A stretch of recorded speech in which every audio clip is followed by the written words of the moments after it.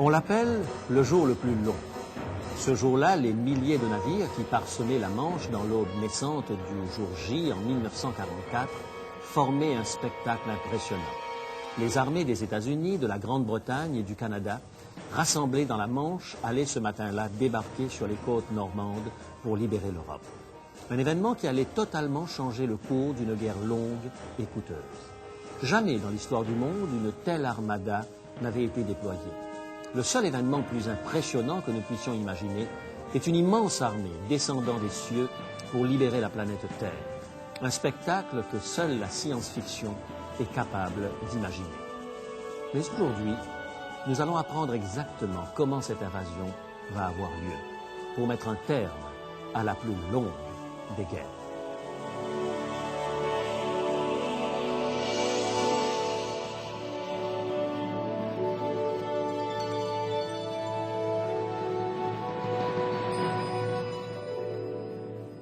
Il est écrit, je suis José Élysée et je vous propose la solution à vos besoins les plus profonds, Jésus-Christ. Aujourd'hui, le dernier message de notre série La guerre des anges et le combat cessa. Hans, un simple soldat allemand sur le front occidental, se souviendra toujours du jour où la guerre s'acheva pour lui. C'était le 6 juin 1944. Il avait vécu des années de combat dans la fière et invincible armée d'Hitler. Mais maintenant, il se sentait comme un vieil homme. Depuis des semaines, Hans et ses camarades s'attendaient au débarquement allié, terrés dans les tranchées des lignes de défense allemandes tout au long de la côte de Normandie. Ils pensaient que pour cette nuit du 6 juin, la menace s'éloignait. De lourds nuages assombrissaient le ciel. Un vent violent soufflait. Il semblait impossible que les Alliés puissent lancer une attaque aérienne cette nuit-là. C'est alors que les messages radio commencèrent à affluer. Des parachutistes avaient atterri ici, des planeurs s'étaient posés là, les péniches de débarquement approchaient. Au milieu de ce remue-ménage, Hans reçut l'ordre d'aller faire une reconnaissance vers la côte. Il rassembla quelques hommes d'infanterie et se prépara à partir. Au même instant, un tank britannique rugissant ouvrit le feu. Tout le monde se dispersa. Hans plongea dans des buissons, puis essaya de retrouver les lignes allemandes. Mais il fut capturé par les parachutistes britanniques et envoyé vers la plage. Au début, Hans se sentait un peu déprimé. Il avait été capturé seulement quelques heures après le début de l'invasion. Il n'avait pas eu vraiment l'occasion de se battre. Mais quand le soleil se leva, le spectacle qui s'offrit à ses yeux modifia le point de vue de Hans. Une flotte d'invasion parsemait l'océan et s'étendait jusqu'à l'horizon. Des bateaux et encore des bateaux.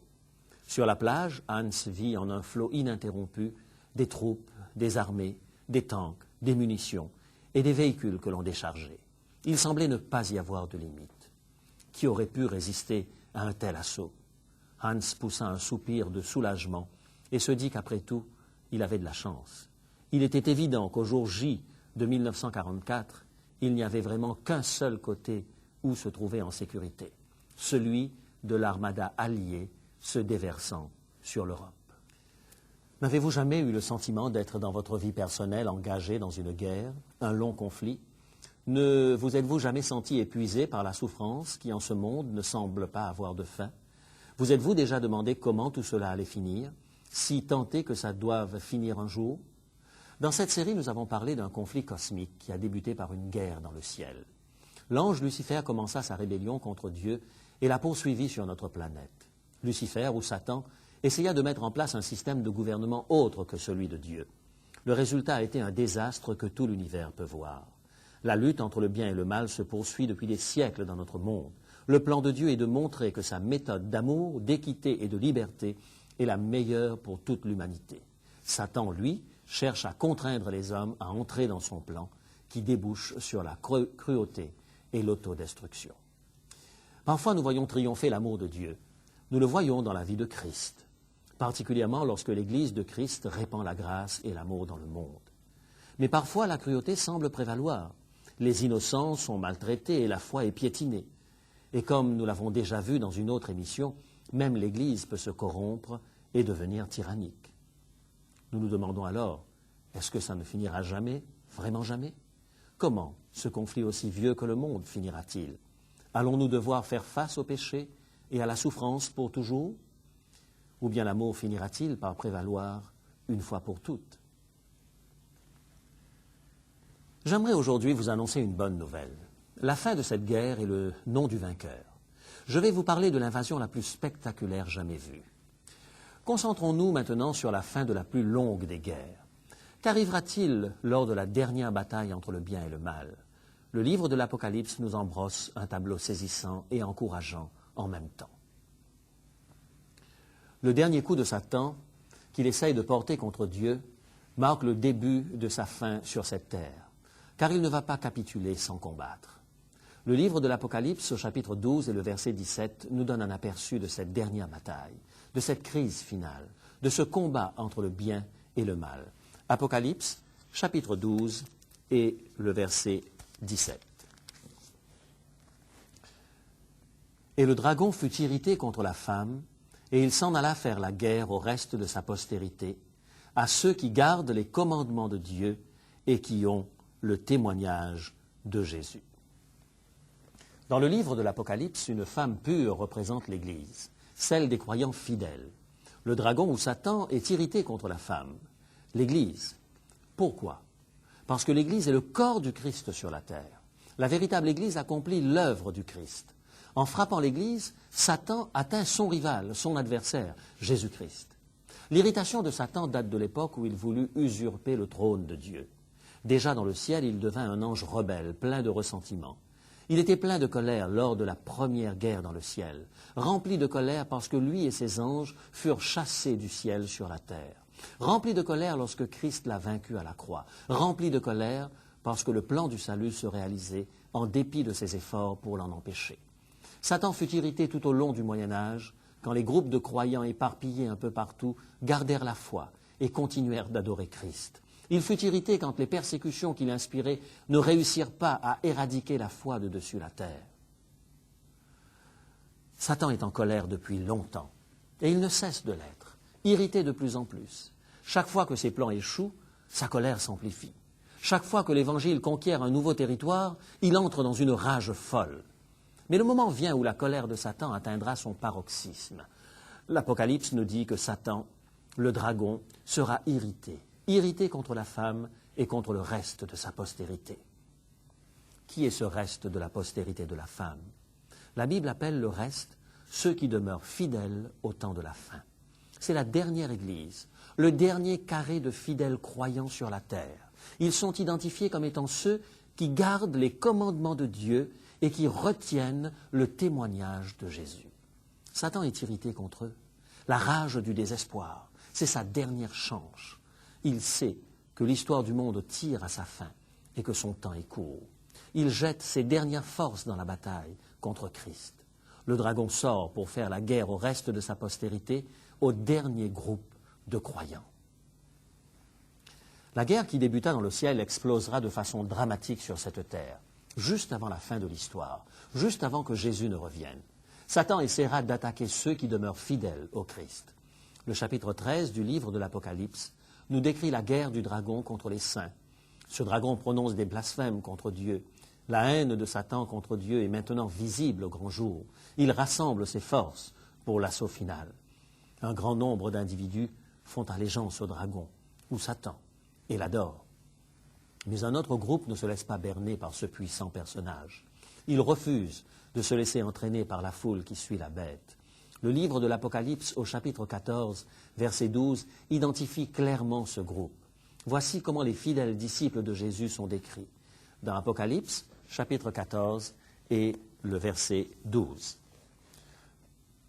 C'est ici la persévérance des saints qui gardent les commandements de Dieu et la foi de Jésus. Ces saints tiennent ferme pour Dieu. Ils sont mis à part par Dieu à la fin des temps. On les distingue par deux choses, une foi en Jésus qui ne s'éteint pas et le désir d'obéir à ses commandements et de le suivre. Ces deux choses sont importantes, la foi dans le Sauveur et la loyauté, la dévotion, un engagement à le suivre. Ce sont ces gens qui sont l'objet des attaques de Satan. Imaginez la scène, Satan s'avance contre le reste, contre le peuple de Dieu. Il veut détruire ces gens, saisir le moindre prétexte pour les écraser. Cependant, il ne lui reste que très peu de temps. Et les alliés ne lui manquent pas. Un nombre incalculable de gens ont été amenés à le suivre. Ils ont fait le mauvais choix. Ils ont choisi la foule plutôt que la conscience. Ils ont choisi les compromis au lieu de la loyauté à la parole de Dieu. Ces individus se trouvent maintenant combattant du mauvais côté. Ils sont du côté des forces contraignantes, du côté de la cruauté. Ils semblent être devenus une force irrésistible, s'avançant comme une armée contre ces fidèles de Christ. Mais soudain tout change. Voici comment l'apôtre Jean décrit cette scène. Il l'a vue en vision. Elle est rapportée ici, dans l'Apocalypse, au chapitre 19 et les versets 11 et 12. Apocalypse, chapitre 19, les versets 11 et 12. Puis je vis le ciel ouvert, et voici parut un cheval blanc. Celui qui le montait s'appelle fidèle et véritable. Et il juge et combat avec justice. Ses yeux sont comme une flamme de feu, sur sa tête étaient plusieurs diadèmes. Quelle scène! Tout à coup les cieux s'ouvrent. On dirait que le ciel se sépare.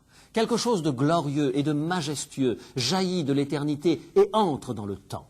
Un personnage monte un cheval blanc. Le cheval blanc était le symbole des conquêtes et des victoires. Oui, il accourt au secours. C'est Jésus-Christ. Personne d'autre ne peut être le fidèle et le véritable. Il a promis de revenir et il revient. Il a promis d'être avec nous à l'heure du besoin et il est là. Oui, il juge et combat avec justice. Il combat le bon combat depuis la première bataille contre Lucifer dans le ciel. Il a combattu par amour et vérité.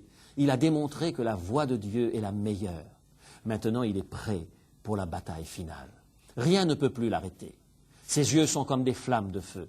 Il va s'occuper de celui qui a trompé, harassé, persécuté son peuple pendant si longtemps. Satan est condamné. Le regard de Christ est brûlant, et sur sa tête se trouvent plusieurs couronnes, ce qui signifie qu'il est le roi des rois et le seigneur des seigneurs. Ces mots sont inscrits sur sa robe. Ils sont comme la cotte de mailles d'un grand guerrier. Mes amis, il ne s'agit pas seulement d'un général à 4 étoiles. C'est le roi des rois et le seigneur des seigneurs, celui qui est destiné à régner sur tous les royaumes de la terre. Jean a vu Jésus en grand combattant, chevauchant le long des corridors célestes, accourant pour porter secours.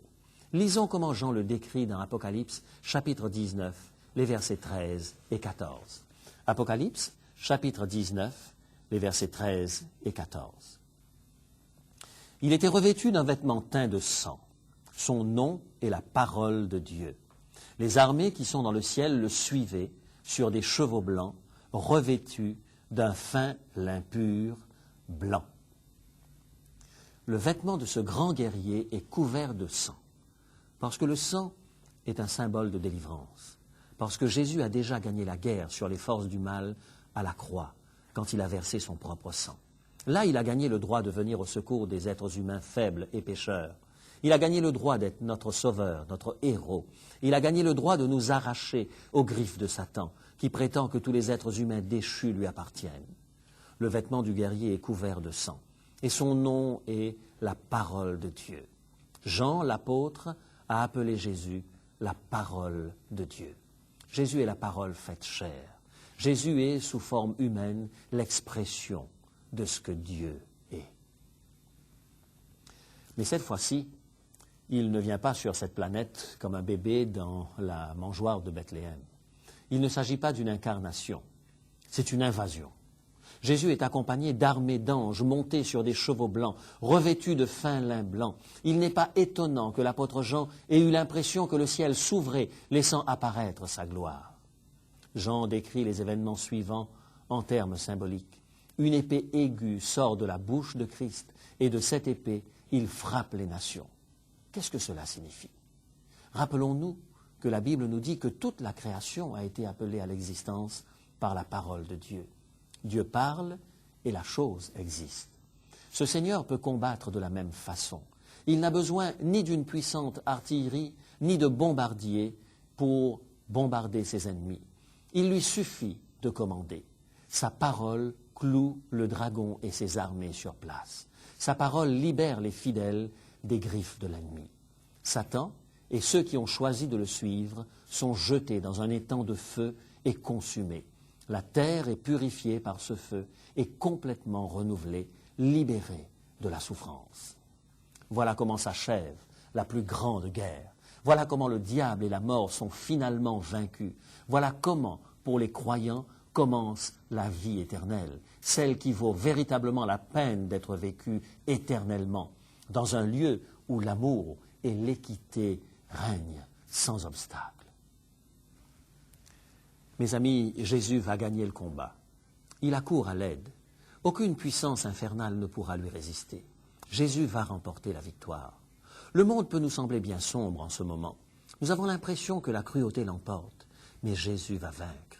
Il va triompher de la cruauté. Vous sentez-vous déprimé en ce moment, débordé par toutes sortes de mauvaises choses qui vous arrivent? Rappelez-vous que Jésus va remporter la victoire.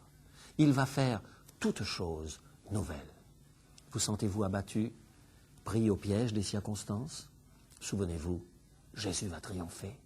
Il va vaincre les forces mauvaises de ce monde. Jésus est le vainqueur. N'oubliez jamais cela.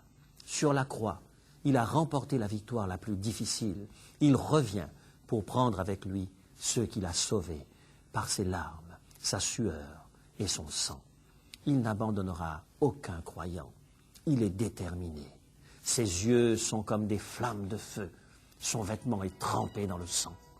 Monté sur un cheval blanc, comme un grand guerrier, il porte plusieurs couronnes sur la tête. Jésus a acquis le droit de venir au secours des siens. Oui, Jésus va triompher. Nos yeux et nos cœurs attendent le jour où nous verrons le Seigneur venir dans sa gloire. Êtes-vous découragé aujourd'hui? Souvenez-vous que le meilleur est encore à venir. Un monde nouveau apparaîtra bientôt.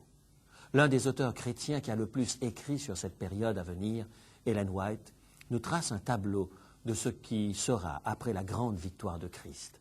Elle écrit « La grande tragédie est terminée. Le péché et les pécheurs ne sont plus. L'univers est purifié. Dans l'immense création, tous les cœurs éprouvent la même allégresse. Des ondes de vie, de lumière et de joie, jaillissant du trône du Créateur, envahissent les derniers recoins de l'espace infini, de l'atome le plus imperceptible au monde les plus vastes. Tant des êtres animés que des objets inanimés s'élèvent par la voix de leur beauté incomparable et de leur joie sans mélange, un cantique d'allégresse proclamant que Dieu est amour. C'est un extrait de la Tragédie des siècles, page 737. Le meilleur est encore à venir. J'aspire à faire partie de ce monde nouveau, d'une beauté incomparable et d'une joie parfaite. J'aspire à me tenir près de Christ à l'instant même, être certain que j'ai abandonné chaque parcelle de ma volonté entre ses mains. Avez-vous remis votre cœur à Jésus? Êtes-vous prêt à dire, Seigneur, quoi que tu veux que je fasse, j'accepte de le faire. J'ai le désir de te plaire, Seigneur. Instruis-moi par ta parole. Même si je dois modifier ma conduite, je veux te suivre. Je désire faire partie du peuple qui a la foi de Jésus. Je veux faire partie du peuple qui garde les commandements de Dieu. Je veux faire partie du peuple qui suit ta vérité. Je veux pouvoir dire, voici mon Rédempteur. C'est lui que j'attendais. Jésus va triompher. Placez aujourd'hui votre vie entre ses mains par la foi est un privilège. Faisons-le avant que ne débute l'invasion.